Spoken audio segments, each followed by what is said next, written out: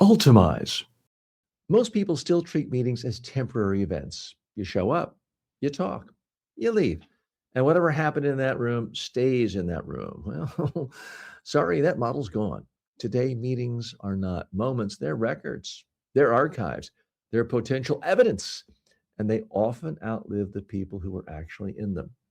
Think about how many meetings now are automatically recorded, transcribed, summarized by AI tools, stored in shared drives, forwarded to people who weren't there. That means what you say in a meeting is no longer limited to the people in the meeting.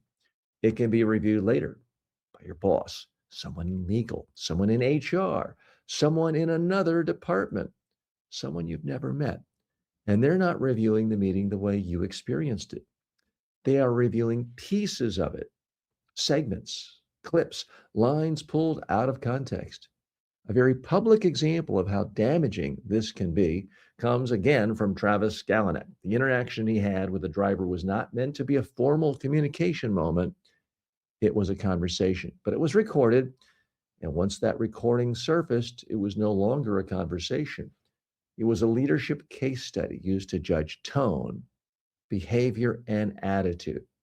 Now, bring that back to your world. You might not be a CEO, but the dynamic is exactly the same. A meeting that feels routine to you can become highly significant later because someone may revisit it with a different purpose, not to collaborate, but to evaluate and to judge. And here's where people make the biggest mistake.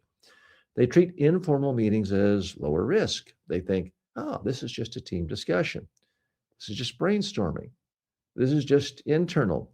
That's exactly where problems happen. Because in those settings, people speculate more freely. They criticize more openly. They use sharper language. They joke more loosely, and all of that can be captured. So the shift you need to make is this: there is no such thing as a low risk meeting anymore. Every meeting is potentially a high risk communication environment. Not because something bad will happen every time, but the cost of one mistake has increased dramatically. Now, again, this doesn't mean you stop contributing, and it doesn't mean you become silent. It means you raise your baseline. You speak with the same level of clarity and discipline in a small meeting as you would in a large one, because the audience is no longer just the people in the room. The audience is anyone who might see that moment later.